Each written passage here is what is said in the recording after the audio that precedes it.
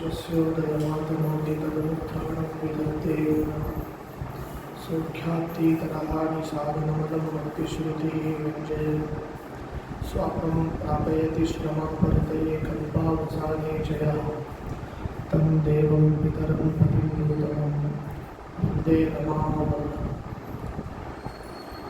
नमस्ते प्राणेश प्रणतविभवायावनिमरः नमः स्वामिन् रामप्रियतम हनुमन्कुरु नमस्तुभ्यं भीमप्रबलतमकृष्णेष्टभगवन् नमः श्रीमन्मध्वप्रदेशसुरसिंहो जय जय।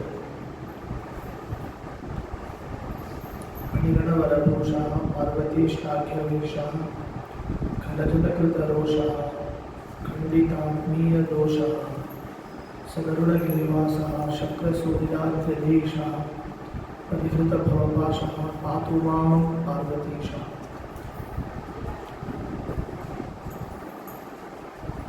दुर्वादिव्रातमाद्यत्कलिवरगमनोग्रामपञ्चास्य लीलाम् आतन्वन् मोदतीर्थागमगहनपयो राशिबन्धाचलश्रुतिः विख्यातः कण्ठपल्ली श्रीरघुतं सनामा तद्यात् वागर्थबोधं मम परमगुरु ग्रन्थमेनं विधातु। हरि नारायणं सुरगुरुं जगदेकनाथं भक्तप्रियं सकललोकनमस्कृतं च त्रैगुण्यवर्जितमजं विभुमाद्यमीशं वन्दे भवद्गुणम् अमरासुरसिद्धवन्द्यं। नारायणं नमस्कृत्य नरं चैव नरोत्तमं देवीं सरस्वतीं व्यासं ततो जयमुदीरयेत्। ಹರೇ ಭಗವಂತನ ಒಂದು ಗುಣಗಳನ್ನು ಚಿಂತನೆ ಮಾಡಲಿಕ್ಕೆ ಹಾಗೂ ದೇವರ ಪಾರಮ್ಯವನ್ನು ಕ್ಷಣ ಕ್ಷಣವೂ ಕೂಡ ಪ್ರತಿಪಾದನೆ ಮಾಡಲಿಕ್ಕೆ ಎಲ್ಲ ಶಾಸ್ತ್ರಗಳು ಅದು ಹೊರಟಿದೆ. ಮುಖ್ಯವಾಗಿ ಮಹಾಭಾರತ ಅದು ಸರ್ವೋತ್ತಮವಾದಂತಹ ಗ್ರಂಥ. ಕಾರಣ ಏನು ಅಂದರೆ ಸರ್ವೋತ್ತಮನಾಗಿರುವ ವೇದವ್ಯಾಸ ದೇವರೇ ವಿಷ್ಣು ಸ್ವರೂಪಿಯಾದಂತಹ ವೇದವ್ಯಾಸ ದೇವರು ರಚನೆ ಮಾಡಿದ್ದು. ಆದ್ದರಿಂದ ಸರ್ವೋತ್ತಮನಿಂದ ರಚಿತವಾದ ಮಹಾಭಾರತ ಅದು ಸರ್ವೋತ್ತಮ ಅಂತ ಹೆಸರು.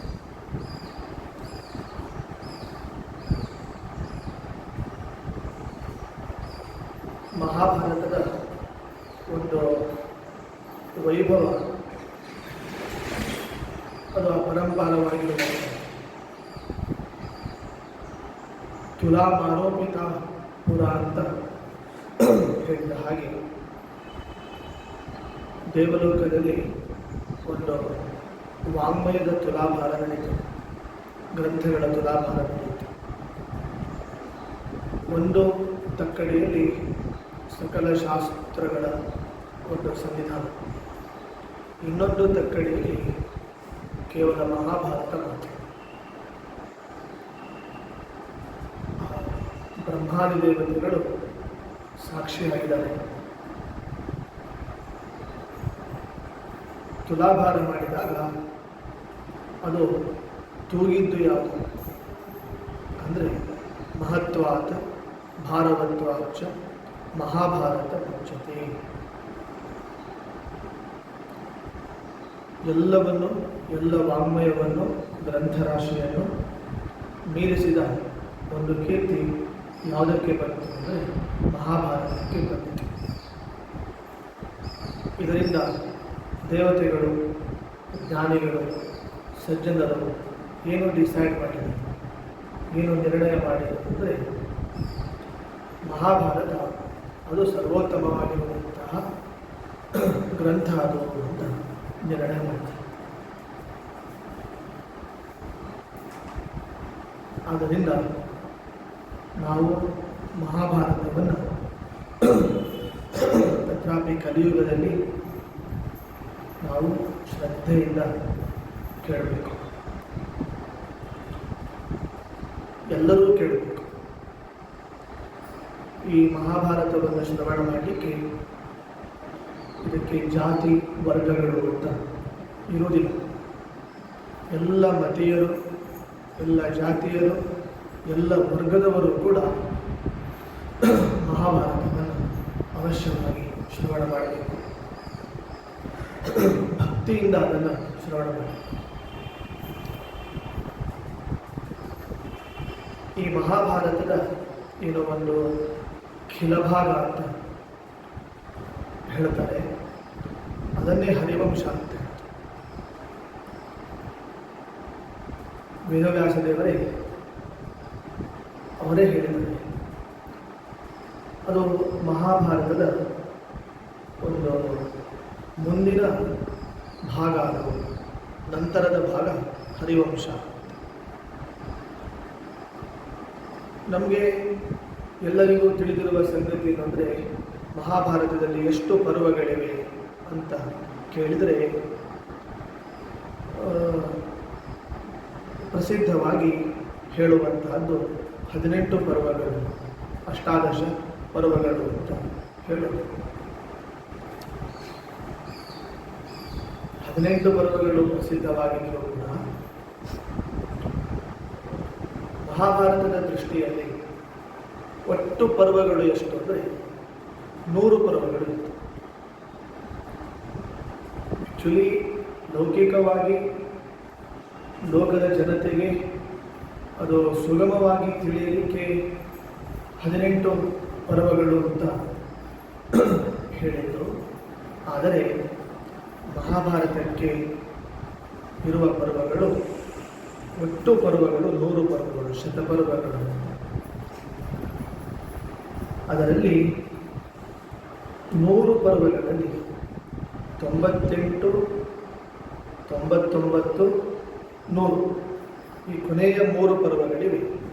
ಆ ಕೊನೆಯ 3 ಪರ್ವಗಳಿಂದ ಏನೋ ಯುಕ್ತವಾಗಿ ಕೂಡಿದ್ದು ಇದೆ, ಅದನ್ನೇ ಹರಿವಂಶ ಅಂತ ಅದನ್ನು ಹೇಳ್ತಾರೆ. ಆದಿ ಪರ್ವದಲ್ಲಿ, ಮಹಾಭಾರತದ ಆದಿ ಪರ್ವದಲ್ಲಿ ಹರಿವಂಶ ಅಂದರೆ ಯಾವುದದು ಅಂದರೆ ಅದನ್ನು ಹೇಳ್ತಾರೆ. ಹರಿವಂಶಸ್ತತ ಪರ್ವ ಪುರಾಣಂ ಖಿಲ ಸಂಹಿತಂ ವಿಷ್ಣು ಪರ್ವ ಶಿಶೋಶ್ಚರ್ಯ ವಿಷ್ಣೋ ಕಂಸವದಸ್ತಥಾ ಭವಿಷ್ಯ ಪರ್ವ ಚಾಪ್ಯುಕ್ತಂ ಖಿಲೇಶ್ವೇವ ಅದ್ಭುತಂ ಮಹತ್ ಏತತ್ ಪರ್ವಶತಂ ಪೂರ್ಣಂ ವ್ಯಾಸೇನೋಕ್ತಂ ಮಹಾತ್ಮನಃ. 100 ಪರ್ವಗಳಲ್ಲಿ ಕೊನೆಯ 3 ಪರ್ವಗಳು ಅದನ್ನು ನೆನಪಿಟ್ಟುಕೊಳ್ಬೇಕು. 98, 99, 100. 98ನೇದು ಯಾವುದಂದರೆ ಅದೇ ಹರಿವಂಶ ಪರ್ವ ಅಂತ. 99ನೆಯ ಪರ್ವವನ್ನು ವಿಷ್ಣು ಪರ್ವ ಅಂತ. 100ನೇ ಪರ್ವ ಏನಿದೆ ಕೊನೆಯದು, ಅದು ಭವಿಷ್ಯ ಪರ್ವ. ಹರಿವಂಶ ಪರ್ವ, ವಿಷ್ಣು ಪರ್ವ ಹಾಗೂ ಭವಿಷ್ಯ ಪರ್ವ ಅಂತ 3 ಕೊನೆಯ ಪರ್ವಗಳಿವೆ. ಒಟ್ಟಾರೆ ಈ 3 ಪರ್ವಗಳ ಒಂದು ಸಾರರೂಪವಾಗಿರುವಂತಹದ್ದು, ಕಥಾರೂಪವಾಗಿರುವಂತಹದ್ದು ಅದು ಹರಿವಂಶ ಅಂತ ವೇದವ್ಯಾಸದೇವರು ಆದಿ ಪರ್ವದಲ್ಲಿ ಅದನ್ನು ಹೇಳಿದ. ನಾವು ಒಂದು ತಿಳಿದುಕೊಳ್ಬೇಕು, ಕೆಲವರು ಎಷ್ಟೋ ಜನ ವೇದವ್ಯಾಸರನ್ನು ಒಬ್ಬ ಋಷಿಗಳು, ಒಬ್ಬ ಮುನಿಗಳು ಅಂತ ಭಾವಿಸ್ತಾರೆ. ಕೇವಲ ಒಬ್ಬ ಸತ್ಯವತಿ ಸುತ ಅಥವಾ ಪರಾಶರರ ಪುತ್ರ ದ್ವೀಪದಲ್ಲಿ, ಯಮುನಾ ದ್ವೀಪದಲ್ಲಿ ಅವರು ಅವತಾರ ಮಾಡಿದ್ದು, ದ್ವೈಪಾಯನ ಇಷ್ಟು ಮಾತ್ರ ಅವರ ಬಗ್ಗೆ ತಿಳ್ಕೊಂಡಿರ್ತಾರೆ. ಮತ್ತು ಪುರಾಣಗಳನ್ನೆಲ್ಲ ಮಾಡಿದ್ದಾರೆ, ಮಹಾಭಾರತವನ್ನು ರಚನೆ ಮಾಡಿದ್ದಾರೆ, ಬ್ರಹ್ಮಸೂತ್ರಗಳನ್ನು ಕೂಡ ಅವರು ರಚನೆ ಮಾಡಿದ್ದಾರೆ. ಇಷ್ಟು ಹೇಳ್ತಾರೆ. ಇಷ್ಟು ಹೇಳಿಬಿಟ್ಟು ಒಬ್ಬ ಋಷಿಯವರು ಸತ್ಯವತಿ ಸುತ ಋಷಿಪುತ್ರ ಅಂತ ಅಷ್ಟು ಮಾತ್ರ ಅವರನ್ನು ಬಿಂಬಿಸ್ತಾರೆ. ಅನೇಕ ದಾರ್ಶನಿಕರು ಇದೇ ರೀತಿಯಾಗಿ ವೇದವ್ಯಾಸರ ಬಗ್ಗೆ ಚಿತ್ರಣ ಕೊಡ್ತಾರೆ. ಆದರೆ ವೇದವ್ಯಾಸರು ಸ್ವತಃ ತಮ್ಮ ಬಗ್ಗೆ ತಾವೇ ಏನು ಹೇಳಿಕೊಳ್ತಾರೆ ಅಂದರೆ, ಮಹಾಭಾರತ ಹೇಳೋದೇನು ಅಂದರೆ, ಗೋಹ್ಯನ್ಯ ಪುಂಡರೀಕಾಕ್ಷಾತ್ ಮಹಾಭಾರತ ಕೃದ್ಭವೇತ್ ಅಂತ ಮಧ್ವಾಚಾರ್ಯರು ಹೇಳುತ್ತೆ. ಜಗದ್ಗುರುಗಳಾದ ಮಧ್ವಾಚಾರ್ಯರು ಹೇಳುತ್ತೆ.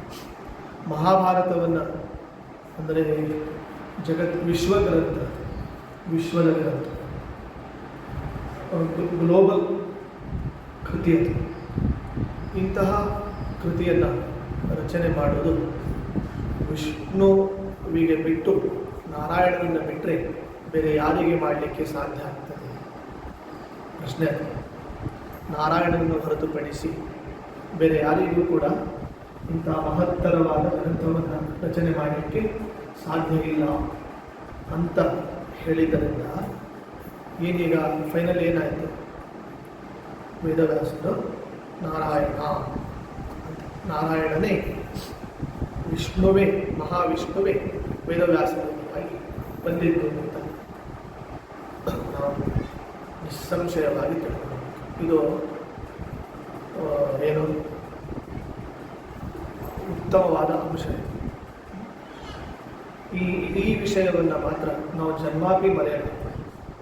ವ್ಯಾಸರು ನಾರಾಯಣ ಅವತಾರ, ವಿಷ್ಣುವಿನ ಅವತಾರ ಅಂತನ್ನುವ ವಿಷಯವನ್ನು ನಾವೆಂದೆಂದಿಗೂ ಮರೆಯಬಹುದು. ಅದಕ್ಕೆ ವಾದರಾಜರು ಹೇಳ್ತಾರೆ, ಮಧ್ವಾಂತರ್ಗತ ವೇದ ವ್ಯಾಸ ಕಾಯೋ ಶುದ್ಧ ಮೂರುತಿ ಸರ್ವೇಶ ಶ್ರದ್ಧೆಯಿಂದಲೇ ನಿಮ್ಮ ಭಜಿಸುವ ಜನರಿಗೆ ಬುದ್ಧಾದಿಗಳ ಕೊಟ್ಟು ಉದ್ಧರಿಸೋ ದೇವರ ದೇವ. ಮುಂದಿನ ನುಡಿಯಿದೆ, ಅವರ ಬಗ್ಗೆನೇ ಹೇಳಿತು. ದ್ವಾಪರದಲ್ಲಿ ಒಬ್ಬ ಮುನಿಪ ತನ್ನ ಕುಪ್ಪನಿಂದಲೇ ಕೊಟ್ಟ ಶಾಪ, ಶಾಪಿಸಲು ಜ್ಞಾನಲೋಪ ವಾಗೆ ಅಪಾರ ತತ್ವ ಸ್ವರೂಪ. ಶ್ರೀಪತಿಯು ಕಾಯೆಂದು ಮೊರೆಯಿಡೆ ಪಾಪವಿರಹಿತಳಾದ ಯಮುನೆಯ ದ್ವೀಪದಲ್ಲಿ ಅಂಬಿಗರ ಹೆಣ್ಣಿನ ರೂಪಗೊಲಿದವನಲ್ಲಿ ಜನಿಸಿದೆ. ಹೀಗೆ ಹಯವದನ ನಾಮಾಂಕಿತರಾದ ಸೋಂದ ವಾದರಾಜರು ವೇದವ್ಯಾಸದೇವರು ಯಾರು ಅಂದರೆ ಅವರು ನಾರಾಯಣ, ಮಹಾವಿಷ್ಣು ಅಂತ ಹೇಳ್ತಾರೆ. ಮಧ್ವಾಚಾರ್ಯರು ಕೂಡ ಅದೇ ರೀತಿಯಾಗಿ ಚಿಂತನೆ ಮಾಡುತ್ತಾರೆ. ಯಾರು ವೇದವ್ಯಾಸ ಮಂತ್ರವನ್ನು ವಿಶೇಷವಾಗಿ ಲಕ್ಷ ಜಪಿಸ್ತಾರೆ ಅವರು ವಿದ್ಯಾಲೋಕದಲ್ಲಿ ನಂಬರ್ 1 ಅಂತ. ಎಜುಕೇಷನ್ ಲೋಕದೊಳಗೆ, ಆ ಸೊಸೈಟಿ ಒಳಗೆ ವಿದ್ಯಾರ್ಥಿಗಳು ಏನಾಗ್ತಾರೆ? ನಂಬರ್ 1 ಆಗ್ತಾರೆ. ಈಗ ನಾವು ನಂಬರ್ 1 ಮಾಡ್ತೇವೆ ಅಂಥೇಳಿ ಅನೇಕ ಇನ್ಸ್ಟಿಟ್ಯೂಟ್ಗಳು ಇರೋದಿಲ್ಲ, ಬನ್ನಿ ಅಂಥೇಳಿ ಅದು ಯಾರು ನಂಬರ್ 1 ಆಗ್ತಾರೋ ಗೊತ್ತಿಲ್ಲ. ಆದರೆ ವ್ಯಾಸರ ಲೋಕದಲ್ಲಿ ಮಾತ್ರ ನಿಜವಾಗಿಯೂ ಅವರು ಪ್ರಥಮ. ಅದರಿಂದ ನಿತ್ಯ ವೇದವ್ಯಾಸ ಮಂತ್ರವನ್ನು ಆ ವಿದ್ಯಾರ್ಥಿಗಳಂತೂ ಸ್ಟೂಡೆಂಟ್ಸ್ ಜಪಿಸಲೇಬೇಕು. ವ್ಯಾಸಾಯ ಭವನಾಶಾಯ ಶ್ರೀಶಾಯ ಗುಣರಾಶಯೇ ಹೃದಯಾಯ ಶುದ್ಧ ವಿದ್ಯಾಯ ಮಧ್ವಾಯ ಚ ನಮೋ ನಮಃ. ಇದು ವೇದವ್ಯಾಸದೇವರ ಮಂತ್ರ. ವೇದವ್ಯಾಸದೇವರು ಎಲ್ಲಿರ್ತಾರೆ? ಅವರು ಹರಿವಂಶದಲ್ಲಿ ಹೇಳಿದ್ದಾರೆ, ಮಹಾಭಾರತದಲ್ಲಿ ಹೇಳ್ತಾರೆ. ವೇದವ್ಯಾಸದೇವರು ಎಲ್ಲಿರ್ತಾರೆ? ಸರ್ವವ್ಯಾಪಿ, ಎಲ್ಲ ಕಡೆಗೂ ಇದ್ದಾರೆ. ಬದ್ರಿನಾಥಗಳಲ್ಲಿ ಅವರು ವ್ಯಾಸಬದರಿ ಅಂತಾರೆ. ಆ್ಯಕ್ಚುಲಿ 3 ಬದರಿಗಳಿವೆ. 3 ಬದರಿಗಳು ಗೊತ್ತಾಯ್ತಾ? ಒಂದು ನಾವು ನೀವು ಹೋಗುವ ಬದರಿ, ವಿಶಾಲ್ ಬದರಿ. ನಾವೆಲ್ಲ ಹೋಗ್ತೇವೆ ವಿಶಾಲ್ ಬದರಿಗೆ. ಎರಡನೇದು ಒಂದು ಬದರಿನಾಥ್ ಇದೆ, ಅದು ವ್ಯಾಸ ಬದರಿ, ಅದು ವೇದವ್ಯಾಸ. ಮೂರನೇದು ಒಂದು ಬದರಿನಾಥ್ ಇದೆ, ಅದು ನಾರಾಯಣ ಬದರಿ. ಗೊತ್ತಾಯ್ತಾ? 3 ಬದರಿ ಇದೆ. ಒಂದು ವಿಶಾಲ್ ಬದರಿ, ಒಂದು ನಾರಾಯಣ ಬದರಿ, ಒಂದು ವ್ಯಾಸ ಬದರಿ, ಇನ್ನೊಂದು ನಾರಾಯಣ ಬದರಿ ಅಂತ. ಬದ್ರಿನಾಥಿಗೆ ಹೋಗೋದೇ ಒಂದು ಪುಣ್ಯ, ಅದು ಒಂದು ಜೀವನದ ಒಂದು ಗೋಲ್ಡನ್ ಅಪಾರ್ಚುನಿಟಿ. ಆದ್ದರಿಂದ ವೇದವ್ಯಾಸದೇವರು ಅವರು ಸರ್ವ ಜೀವರ ಹೃದಯದಲ್ಲಿಯೂ ಇರ್ತಾರೆ, ವಿದ್ಯಾಲೋಕದಲ್ಲಿಯೂ ಇರ್ತಾರೆ, ಶಾಸ್ತ್ರಗಳಲ್ಲಿಯೂ ಇರ್ತಾರೆ, ಜ್ಞಾನದಲ್ಲಿಯೂ ಇರ್ತಾರೆ, ಮತ್ತು ಒಂದು ರೂಪದಿಂದ ಎಲ್ಲಿರ್ತಾರೆ ಅಂದರೆ ಬದ್ರಿನಾಥೊಳಗೆ ಇದ್ದಾರೆ. ಮಹಾಭಾರತ ಎಲ್ಲ ಪ್ರಾಯ ರಚನೆ ಆಗುತ್ತದೆ ಅಂದರೆ ಸರಸ್ವತಿ ನದಿಯ ತೀರದಲ್ಲಿ. ಈಗಲೂ ಸರಸ್ವತಿ ನದಿ ಇದೆ. ಭೀಮ್ ಫೂಲ್ ಅಂತಿದೆ ಮಾನ. ಬದ್ರಿನಾಥಿಂದ ಒಂದು 5 ಕಿಲೋಮೀಟರ್ ನಾವು ಮುಂದೆ ಹೋದರೆ ಭಾರತದ ಕಡೆಯ ವಿಲೇಜ್, ಭಾರತದ ಕೊನೆಯ ಹಳ್ಳಿ, ಅದರ ಹೆಸರು ಮಾನ ಅಂತ ಹೆಸರು. ಅಲ್ಲಿ ಸರಸ್ವತಿ ನದಿ ದರ್ಶನ ಆಗ್ತದೆ. ಆ್ಯಕ್ಚುಲಿ ನಿಮಗೆ ಟೋಟಲಿ ಭಾರತದಲ್ಲಿ ಸರಸ್ವತಿ ನದಿಯ ದರ್ಶನ ಆಗೋದು ಅದೊಂದೇ. ಅದು ಬಿಟ್ಟರೆ ಅದು ಧುಮುಕ್ತಾಳೆ ಸರಸ್ವತಿ, ಪ್ರವಾಹ ರೂಪದಲ್ಲಿ ಧುಮುಕ್ತಾಳೆ. ಪ್ರಪಾತಕ್ಕೆ ಹೋಗಿ ಬಿಟ್ಟರೆ ಕೊನೆಗೆ ಅವಳೇನಾಗಿ ಬಿಡ್ತಾಳೆ, ಗುಪ್ತಗಾಮಿನಿಯಾಗಿ ಪ್ರಯಾಗರಾಜೊಳಗೆ ತ್ರಿವೇಣಿ ಸಂಗಮ ರೂಪದಲ್ಲಿ ಅಲ್ಲಿ ದರ್ಶನ. ಅಲ್ಲಿ ನಾವು ಸ್ನಾನ ಮಾಡ್ತೇವೆ. ಗಂಗಾ ಯಮುನಾ ಪ್ರತ್ಯಕ್ಷವಾಗಿ ಇಬ್ಬರ ದರ್ಶನ. ಗಂಗೆ ಶ್ವೇತವರ್ಣ, ಯಮುನಾ ಕೃಷ್ಣವರ್ಣ ಕಪ್ಪು ವರ್ಣ, ಸರಸ್ವತಿ ಕಾಣದೇ ಇಲ್ಲ, ಯಾಕೆಂದರೆ ಗುಪ್ತಗಾಮಿಯಾಗಿ. ಹೀಗಾಗಿ ನಮಗೆ ಸರಸ್ವತಿ ಕಾಣೋದು, ಸರಸ್ವತಿ ದರ್ಶನ ಆಗೋದು ಒಂದು ಕಡೆ ಮಾತ್ರ. ಹಿಮಾಲಯದ ಮಾನ ಎಂಬ ಹಳ್ಳಿಯಲ್ಲಿ ಭೀಮ್ ಫೂಲ್ ಹತ್ತಿರ ಅಲ್ಲಿ ವೇದವ್ಯಾಸದೇವರ ಒಂದು ಸನ್ನಿಧಾನ, ಮಹಾಭಾರತ ರಚನೆ ಆದಂಥ ಕ್ಷೇತ್ರ ಅದು. ನಾವು ಸರಸ್ವತಿ ನದಿ ಸ್ನಾನ ಮಾಡೋದೇ ಕಷ್ಟ. ಗಂಗಾ ಸ್ನಾನ ಆಗ್ತದೆ, ಅಲಕನಂದ ಸ್ನಾನ ಮಾಡಲಿಕ್ಕಾಗ್ತದೆ, ಆದರೆ ಸರಸ್ವತಿ ಆಗೋದೇ ಇಲ್ಲ. ಹೇಗೆ ಮಾಡ್ತೇವೆ? ಪ್ರವಾಹ ಧುಮುಕ್ತಾರೆ. ಅದಕ್ಕೆ ಅವಳು ಭಕ್ತರಿಗೆ ಎಷ್ಟು ಅನುಗ್ರಹ ಮಾಡ್ತಾಳೆ ಸರಸ್ವತಿ ಅಂದರೆ, ತನ್ನ ನದಿಯ ಪ್ರೋಕ್ಷಣೆಯನ್ನು ತಾನೇ ಮಾಡ್ತಾಳೆ ಬಂದವರಿಗೆ. ಅಂದರೆ ಅದು ಒಂದು ಟೈಪ್ ಏನಿರ್ತದೆ, ಕಾರಂಜಿ ರೂಪದಲ್ಲಿ, ಶವರ ರೂಪದಲ್ಲಿ ಬಂದುಬಿಡ್ತದೆ. ಅಲ್ಲಿ ಯಾರು ಹತ್ತಿರದಲ್ಲಿ ಹೋಗ್ತಾರೆ, ಆ ನೀರಿನ ಪವಿತ್ರವಾದ ಹನಿಗಳು ನಮಗೆ ಪ್ರೋಕ್ಷಣೆ, ಅಷ್ಟೇ ನಮಗೆ ಸಿಗುವಂತಹ ಒಂದು ಭಾಗ್ಯ. ಹೀಗೆ ಇದನ್ನು ನಾವು ತಿಳ್ಕೊಳ್ಬೇಕು. ಸರಸ್ವತಿ ಸೂಕ್ತ ಅಂತಲೇ ಇದೆ, ಸರಸ್ವತಿಯ ಬಗ್ಗೆ ಹೇಳುವ ಸೂಕ್ತವೂ ಇದೆ. ಮತ್ತು ಸರಸ್ವತಿ ಅಂದರೆ ನಾರಾಯಣ ಅಂತ ಅರ್ಥವೇ ಆಗಿರುತ್ತದೆ.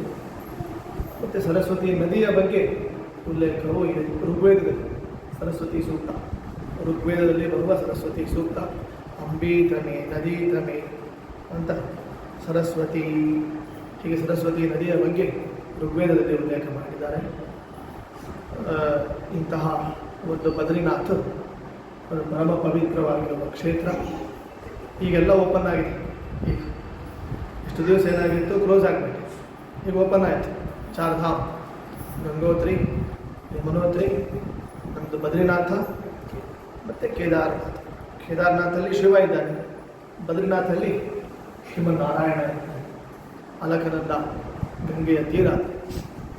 ಆದ್ದರಿಂದ ಇಂತಹ ವೇದವ್ಯಾಸದೇವರನ್ನು ನಾವು ವಿಶೇಷವಾಗಿ ಸ್ಮರಣೆ ಮಾಡಬೇಕು. ವಿದ್ಯಾರ್ಥಿಗಳಂತೂ ವಿಶೇಷವಾಗಿ ಅಕ್ಷರ ಲಕ್ಷ ವ್ಯಾಸಮಂತ್ರವನ್ನು ಜಪಿಸಿದರೆ ಏನು ಬ್ರಹ್ಮವಿದ್ಯಾ ಸಿದ್ಧ. ಅಕ್ಷರ ಲಕ್ಷ ವೇದವ್ಯಾಸ ಮಂತ್ರವನ್ನು ಜಪಿಸಿಕೊಳ್ಳಬೇಕು, ಬ್ರಹ್ಮವಿದ್ಯಾ ಸಿದ್ಧ ಆಗಬೇಕು. ಮತ್ತು ಇನ್ನೊಂದು ವಿಶೇಷ ಅಂದರೆ, ಯಾರು ತೊದಲ್ದಿರ್ತಾರೆ, ಯಾರು ಮಾತು ಶುದ್ಧಿ ಇರೋದಿಲ್ಲ, ಪ್ರಾಬ್ಲಮ್ ಇರ್ತದೆ ಮಾತುಗಳಲ್ಲಿ, ಅಂಥವರಿಗೂ ಕೂಡ ಈ ಗುಗ್ಗುತ ಅಂತಾರೆ, ತುಂಬ ಬೇಗ ಅಕ್ಷರಗಳು ಬರೋದಿಲ್ಲ, ಅಂಥವರಿಗೂ ಕೂಡ ವೇದವ್ಯಾಸ ಮಂತ್ರ ಮೆಡಿಸಿನ್. ಅದೇನು ಮಾಡ್ತದೆ ಅಂದರೆ, ನಿತ್ಯ ಏನು ಮಾಡಬೇಕು, ಇಷ್ಟೇ ಮಾಡಿ ಒಂದು ಬೆಳ್ಳಿ ಲೋಟದಲ್ಲಿ ನೀರು ತಗೊಂಡು ಅದನ್ನು ತುಂಬಿಸಿ ತುಳಸಿ ದಳ ಹಾಕಿ ಬೀಜ ಮಂತ್ರ ವ್ಯಾಮ್ ವೇದವ್ಯಾಸಾಯ ನಮಃ, ಇಷ್ಟೇ ವ್ಯಾಮ್ ಅಂತ ಹೇಳಬೇಕು. ವೇದವ್ಯಾಸಾಯ ನಮಃ ಅಂತ 108 ಸರಿ ಜಪಿಸಿ ಬಿಟ್ಟು ಆ ನೀರು ಕುಡಿದು ಬಿಟ್ಟರೆ ಆ ಗುಗ್ಗೋದೆಲ್ಲ ಹೋಗ್ತದೆ. ಅಷ್ಟು ಸಿದ್ಧಿ ಆಗ್ತದೆ. ವ್ಯಾಸ ಮಂತ್ರದಿಂದ, ವೇದವ್ಯಾಸ ಮಂತ್ರದಿಂದ ರೋಗ ನಿವಾರಣೆ ಆಗ್ತದೆ. ವೇದವ್ಯಾಸ ಮಂತ್ರದಿಂದ ವಾಕ್ಶುದ್ಧಿ ಆಗ್ತದೆ. ವೇದವ್ಯಾಸ ಮಂತ್ರದಿಂದ ವಿದ್ಯಾಸಿದ್ಧಿ ಆಗ್ತದೆ. ವೇದವ್ಯಾಸ ಮಂತ್ರದಿಂದ ಮೆಮೊರಿ ಪವರ್ ಹೆಚ್ಚಾಗ್ತದೆ. ವೇದವ್ಯಾಸ ಮಂತ್ರದಿಂದ ಮತ್ತು ವಿವೇಕ ಹೆಚ್ಚಾಗ್ತದೆ. ಅದರಿಂದ ನಿತ್ಯ ಬೂಸ್ಟರ್ ಟೈಪ್ ವಿದ್ಯಾರ್ಥಿಗಳಿಗೆ ಬೂಸ್ಟರ್ ಯಾವುದು ಅಂದರೆ ವ್ಯಾಸ ಮಂತ್ರ, ವೇದವ್ಯಾಸ ಮಂತ್ರ. ಇದು ಏನೋ ವೇಷ ವೇದವ್ಯಾಸ ಅಂತ ಹರಿದಾಸರು ವೇದವ್ಯಾಸರ ಸ್ತೋತ್ರವನ್ನು ಮಾಡಿದ್ದಾರೆ. ಹೀಗೆ ಮೊನ್ನೆ ವೇದವ್ಯಾಸ ಜಯಂತಿ ಆಯಿತು. ಆ್ಯಕ್ಚುಲಿ ನರಸಿಂಹ ಜಯಂತಿ ಬಂದಿತ್ತಲ್ಲ, ವೈಶಾಖ ಶುದ್ಧ ದ್ವಾದಶಿ ತ್ರಯೋದಶಿ. ಅದೇನಿದೆ ಲಕ್ಷ್ಮೀ ನರಸಿಂಹ ಜಯಂತಿ ದಿನವೇ ವೇದವ್ಯಾಸ ಜಯಂತಿ. ಮತ್ತು ಅರ್ಥ ಆಯ್ತು, ಲಕ್ಷ್ಮೀ ನರಸಿಂಹ ಜಯಂತಿ ದಿವಸನೇ ವ್ಯಾಸ ಜಯಂತಿ ಇರ್ತದೆ ಅಂದರೆ ನರಸಿಂಹ ವಿಷ್ಣು ಮತ್ತು ವೇದವ್ಯಾಸರು ಕೂಡ ವಿಷ್ಣುವೇ, ಮಹಾವಿಷ್ಣುವೇ. ಇಲ್ಲಿ ಅವ್ರ ಫೋಟೋ ಹೇಗಿರ್ತದೆ ಗೊತ್ತೇನು? ತಮ್ಮ 2 ಕಾಲುಗಳಿವೆ ಮಡಚಿ ಕೂತಿರ್ತದೆ. ಯೋಗ ಪಟ್ಟಿಕ ಇರ್ತದೆ, ಜ್ಞಾನ ಮುದ್ರೆ ಇರ್ತದೆ, ಅಭಯ ಮುದ್ರೆ ಇರ್ತದೆ. ಇದಕ್ಕೆ ಜ್ಞಾನ ಮುದ್ರೆ ಆಗ್ತದೆ. ಇದು ಜ್ಞಾನ ಮುದ್ರೆ. ಅಂಗುಷ್ಠ ತರ್ಜನಿ ಎರಡೂ ಸೇರಿಸಿಬಿಟ್ಟು ಹೀಗೆ ಮಾಡಿಬಿಟ್ರೆ ಏನು ಜ್ಞಾನ ಮುದ್ರೆ. ಎಡಗೈ ಹೀಗೆ ಮಾಡಿಬಿಟ್ರೆ ಅಭಯ ಮುದ್ರೆ. ಅಭಯ ಮುದ್ರ, ಜ್ಞಾನ ಮುದ್ರ. ಇದು ದೇವರು ಮಾತ್ರ ಮಾಡೋದು, ನಮಗೆಲ್ಲ ಮಾಡಿದ್ರು ಅವರು. ನಾವು ಮಾಡಿದರೆ ಅಜ್ಞಾನ ಆಗುತ್ತೆ. ಈಗಿನವ್ರು ಮಾಡಿಬಿಟ್ರೆ ಅದು ಜ್ಞಾನ ಹೋಗಿ ಅಜ್ಞಾನ. ಅದರಿಂದ ದೇವರ ಪರ್ಟಿಕ್ಯುಲರ್ ಆಗಿ ದೇವರದ್ದೇ ಮುದ್ರೆ ಹೊರತು, ವಿಷ್ಣುವಿನ ಮುದ್ರೆ ಹೊರತು ಬೇರೆ ಯಾರ್ದು ಮುದ್ರೆ ದೇವರೇ ಮಾಡೋದು. ದೇವರೇ ಆ ರೀತಿ ಆ ಮುದ್ರೆಗಳನ್ನು ಹಿಡಿದುಕೊಂಡಿದ್ದಾರೆ. ಹೀಗೆ ಮತ್ತು ಜಟಾಜೂಟ ಇರ್ತದೆ ವೇದವ್ಯಾಸದಲ್ಲಿ. ಜಟಾಜೂಟ ಕೃಷ್ಣಾಜಿನದ ಮೇಲೆ ಅವರು ಕೂತಿರ್ತಾರೆ. ಅನಂತ ವೇದರಾಶಿಗಳು ಅವರ ಮುಖದಿಂದ ಹೊರಹೊಮ್ತಾ ಇರ್ತಾರೆ. ಯಾಕೆ ಡಿವೈಡ್ ಮಾಡಿದ್ದೆ ಅವರು ವೇದ. ಆ್ಯಕ್ಚುಲಿ ನೀವು ವೇದಗಳ ಅನಂತವಾದ ವೇದಗಳು ಡಿವೈಡ್ ಆಗಿದ್ದಿಲ್ಲ ಅಂದರೆ, ವ್ಯಾಸ ಆಗಿದ್ದಿಲ್ಲ ಅಂದರೆ ನಿಮಗೆ ವೇದ ಅರ್ಥ ಮಾಡಿಕೊಳ್ಳೋದೇ ಕಷ್ಟ ಇದೆ. ಹಾಗಾಗಿ ಅದರ ಒಂದು ಮಹದುಪಕಾರವನ್ನು ಮಾಡಿದವರು ಯಾರು ಅಂದರೆ ವಿಷಯ ಗೊತ್ತಿಲ್ಲ. ಅನಂತ ವೇದಗಳು 4 ಆಯ್ತಲ್ಲ ವೇದ. ಯಾರಿಲ್ಲ ಅಂತ ಹೇಳಿದರು? ವೇದವ್ಯಾಸರಿದ್ದಾರೆ. ಋಗ್ವೇದ ಅಂಥೇಳಿ, ಯಜುರ್ವೇದ ಅಂಥೇಳಿ, ಸಾಮವೇದ ಅಂಥೇಳಿ ಹಾಗೂ ಅಥರ್ವವೇದ ಅಂಥೇಳಿ 4 ವೇದಗಳು ಏನು ಹೊರಹೊಮ್ಮಿತ್ತು. 4 ವೇದಗಳು ವಿಭಾಗ ಆಯಿತು. ವಿಭಾಗ ವ್ಯಾಸ ಗೊತ್ತಾಯ್ತು. ಮ್ಯಾಥಮೆಟಿಕ್ಸಲ್ಲಿ ವ್ಯಾಸ ಅಂದ್ರೇನು? ಡಿವೈಡ್ ಅಂತ. ಏನು ವಿಭಾಗ ಮಾಡಿದರು ವೇದವ್ಯಾಸರು? ವೇದಗಳನ್ನು ವ್ಯಾಸ ವಿಭಾಗ ಮಾಡಿದ್ದರಿಂದ ಅವರೇನು ಅಂತ ಹೆಸರಾಗಿಬಿಟ್ರು? ವೇದವ್ಯಾಸ ಅಂತ ಹೆಸರಾಗಿಬಿಟ್ರು. ಮತ್ತು ಬಾದರಾಯಣ ಅಂತಲೂ ಕರೀತಾರೆ. ಬಾದರಾಯಣ ಅಂತ ಹೆಸರು. ಯಾಕೆ ಬಾದರಾಯಣ ಅಂತ ಹೆಸರು ಅಂದರೆ ಬದ್ರಿ ಒಳಗೆ ಇದ್ದಾರೆ, ಬದ್ರಿನಾಥ್ ಒಳಗೆ ಇದ್ದಾರೆ. ಬದ್ರಿ ಅಂತ ಯಾಕೆ ಹೆಸರು ಬಂತು ಆ ಕ್ಷೇತ್ರಕ್ಕೆ ಅಂದರೆ ಲಕ್ಷ್ಮಿಯಿಂದ ಅಭಿಮನ್ಯಮಾನವಾಗಿರುವ ಆ ಬದರಿ ಬದರಿ ವೃಕ್ಷಗಳು ತುಂಬ ಇವೆ. ಹಾಗಾಗಿ ಬದರಿ ವೃಕ್ಷಗಳು ತುಂಬ ಇವೆ. ಆ ವೃಕ್ಷದ ಕೆಳಗಡೆ ಕುಳಿತು ಜ್ಞಾನೋಪದೇಶವನ್ನು ಮಾಡಿದ್ದಾರೆ. ಆದ್ದರಿಂದ ಅವರೇನು ಅಂತ ಹೆಸರಾದರು? ಬಾದರಾಯಣ ಅಂತ ಹೆಸರು. ಮತ್ತು ಇನ್ನೊಂದು ಹೆಸರು ಬಂತು, ಏನು? ಕೃಷ್ಣದ್ವೈಪಾಯನ ಅಂತ ಹೆಸರು. ವೇದವ್ಯಾಸರಿಗೆ ಇನ್ನೊಂದು ಹೆಸರು ಕೃಷ್ಣದ್ವೈಪಾಯನ ಅಂತ ಹೆಸರು. ಯಾಕೆ ಕೃಷ್ಣದ್ವೈಪಾಯನ ಅಂತ ಹೆಸರು ಅಂದರೆ ದ್ವೀಪದಲ್ಲಿ ಹುಟ್ಟಿದವರು, ಐಲ್ಯಾಂಡ್ ದ್ವೀಪದಲ್ಲಿ ಹುಟ್ಟಿದರು. ಹೇಗೆ ಅವತಾರ ಮಾಡಿದರು ಅಂದರೆ ಅವರಮ್ಮ ಇದ್ದಾರಲ್ಲ ಸತ್ಯವತಿ ಪ್ಯಾಸೆಂಜರ್ಸನ್ನೆಲ್ಲ ಕೂಡಿಸಿಕೊಂಡು ದೋಣಿಯಲ್ಲಿ ಕೂಡಿಸಿಕೊಂಡು ಈ ತೀರದಿಂದ ಆ ತೀರಕ್ಕೆ, ಆ ತೀರದಿಂದ ಈ ತೀರಕ್ಕೆ ಏನು ಮಾಡ್ತಿದ್ಲು? ದೋಣಿ ನಡೆಸಿಕೊಂಡು ಹೋಗ್ತಿದ್ದರು. ಆವಾಗ ಪರಾಶರ ಋಷಿಗಳು ಬಂತು. ಸತ್ಯವತಿಯ ಸಮಾಗಮ ಆಯಿತು. ಸಮಾಗಮ ಆದ ತಕ್ಷಣವೇ ವ್ಯಾಸರು ಅವತಾರ ಮಾಡಿದರು. ನವಮಾಸ ಇಲ್ಲದೆ, ಡೆಲಿವರಿ ಇಲ್ಲದೆ, ಪ್ರಸವ ಇಲ್ಲದೆ, ಏನೂ ಇಲ್ಲದೆ ಕ್ಷಣ ಮಾತ್ರದಲ್ಲಿ ಅವತಾರವಾದ ರೂಪ ಅಂದರೆ ವೇದವ್ಯಾಸ. ಹಾಗಾಗಿ ದ್ವೀಪದಲ್ಲಿ ಅವತಾರ ಆಯ್ತಲ್ಲ, ದ್ವೀಪದಲ್ಲಿ ಅವತಾರ ಆದದ್ದರಿಂದ ಏನಂತ ಹೆಸರು ಬಂತು ಅವರಿಗೆ? ದ್ವೈಪಾಯನ ಅಂತ ಹೆಸರು. ಕೃಷ್ಣ ಅಂತ ಯಾಕೆ ಬಂತು? ವರ್ಣ ಕೃಷ್ಣ ವರ್ಣ, ಅವರ ಅಮ್ಮಂದೇ ವರ್ಣ. ಸತ್ಯವತಿಗೆ ಇನ್ನೊಂದು ಹೆಸರಿದೆ, ಮಹಾಭಾರತ ಹೇಳ್ತದೆ. ಸತ್ಯವತಿಗೆ ಇನ್ನೊಂದು ಹೆಸರೇನೆಂದರೆ ಕಾಳಿಂದಿ ಅಂತ ಹೆಸರು, ಕಾಳಿ. ಸತ್ಯವತಿ ಕಾಳಿ ಅಂತ ಕರೀತಾರೆ. ಮಹಾಭಾರತದೊಳಗೆ ಕೆಲವು ವ್ಯಕ್ತಿಗಳು ಕಪ್ಪು ವರ್ಣದವರಿದ್ದಾರೆ. ನಂಬರ್ 1 ಯಾರಂದರೆ ಸತ್ಯವತಿ, ಕೃಷ್ಣವರ್ಣಿ. ಹೌದು, ಕೃಷ್ಣವರ್ಣಿ ಸತ್ಯವತಿ. ಅವ್ರ ಮಗ ವೇದವ್ಯಾಸರು, ಅವರು ಕೃಷ್ಣ, ಕಪ್ಪು ಬಣ್ಣ. ಇನ್ನೊಬ್ಬ ಕೃಷ್ಣ ಇದ್ದಾನೆ ಕಪ್ಪು, ನೀಲಮೇಘ ಶ್ಯಾಮ, ದೇವಕಿ ನಂದನ, ಅವನು ಕಪ್ಪು.